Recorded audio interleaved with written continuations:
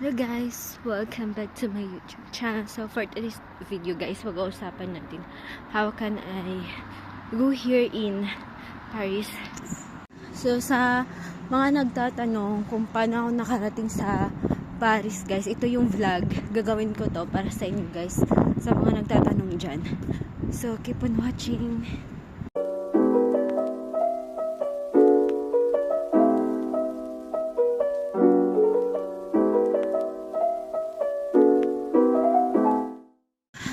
Guys, sobrang lamig. Parating na yung winter. Ngayon duty ko is 8 AM. So balis ako ng bahay ng 7 AM, madilim pa. So ngayon medyo ayan, andyan na, medyo maliwanag na. So ganito yung buhay sa Paris guys. Medyo mahirap din. Mahirap talaga nasa abroad. Mahirap dito maging OFW din. Hindi madali. So yun, sa mga nagbabalak na pumunta dito sa Europe, ang ginawa ko guys is nag-au-pair ako. So ano ba yung au-pair? Yung au-pair is may family, host family na mag-sponsor sa'yo, kukuha sa'yo sa Pilipinas at magpa-process ng papers mo. So yun nangyari sa akin, nagkaroon ako ng host family. Yung kontrata ko is sa Luxembourg, pero dinala nila ako dito sa Paris, kaya nandito ako sa Paris. So yun guys, yun yung pinakamadaling visa kasi walang kuskus balong, sa pakadali talaga ng pagka au pair visa holder ka. Hindi mahirap, hindi kagaya ng tourist. Apakahirap ng tourist guys, kasi yung iba dito pumasok tourist yung nila, tourist yung visa nila. So yun sa akin, yun yung au pair. So guys, yung au pair is may age limit yon. Tsaka hanggang yung sa akin 1 year contract lang. So yun ang kaya nagstay na lang ako dito sa Paris. So yung iba, pagka okay pa yung edad mo, pwede ka lilipat sa ibang country like Denmark, Norway, Sweden, ayan, sa Netherlands. Ayan, sa akin kasi yung edad ko hindi na siya pasok as au pair. So kaya kailangan work permit sa akin. Hinihingal ako guys. So yun lang yung masasabi ko, yun yung ginawa ko. Hanap ako ng host family. Actually, yung host family ko na yun, hindi ako nag-apply sa agency. Pero na-recommend kasi ako doon sa naging kaibigan ko sa Facebook. Hindi ko siya kilala totally sa personal, or either basta hindi kayo magkakilala personally, pero na-recommend niya ako guys. 100% nag-trust siya sa akin na na-recommend niya ako dun sa host family na yon, which is kapatid ng host family niya dati. So yun, nakuha ako guys. Thankful pa. Pero actually guys, lahat kasi parang plano ni Lord yan. Kailangan nyo lang talaga ipag-pray, manifest nyo kung ano kasi nasa isip nyo, yun nangyayari. Experience ko na siya guys. Last 2019 nag-share ako ng post ng Eiffel Tower. 2019 yun.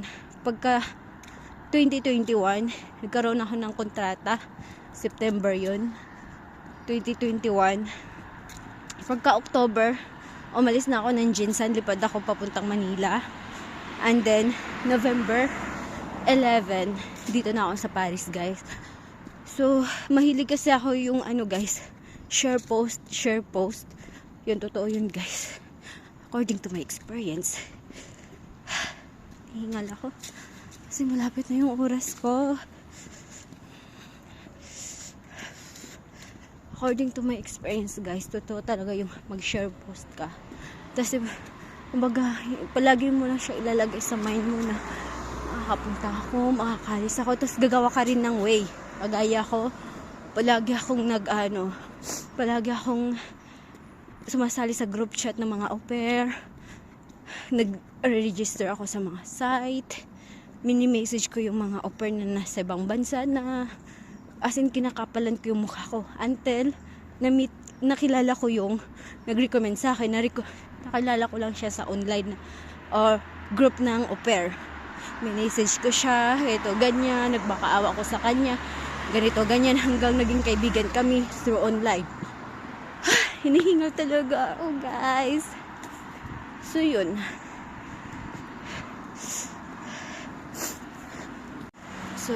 nga guys, na nirecommend niya ako, nag-trust siya sa akin. So yun yung ma-advise ko siguro sa iba na gusto. Kailangan lang palagi yung sa isip yung anong gusto nyo. Kasi sa akin yung ginagawa ko, yung gusto kong makarating sa Europe, pero hindi ko inasana sa Paris ako dadalhin, guys. Basta sa akin lang makapag-Europe.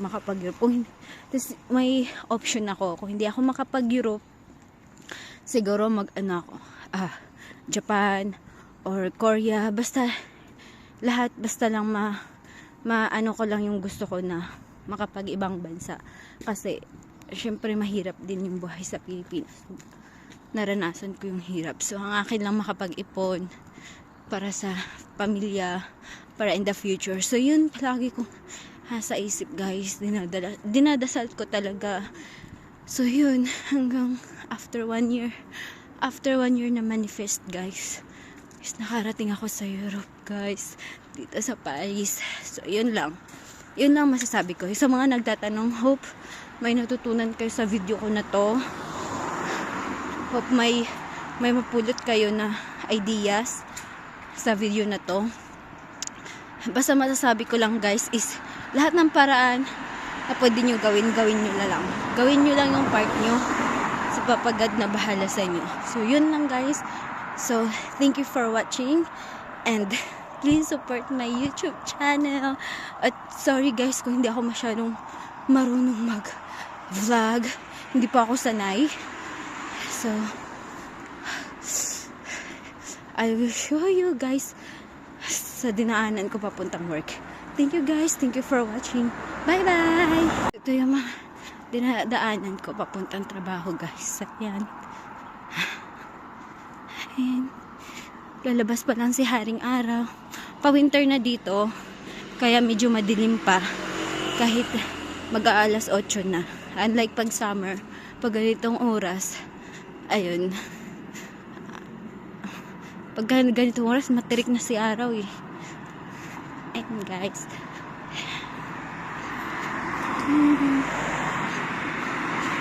Life in Paris.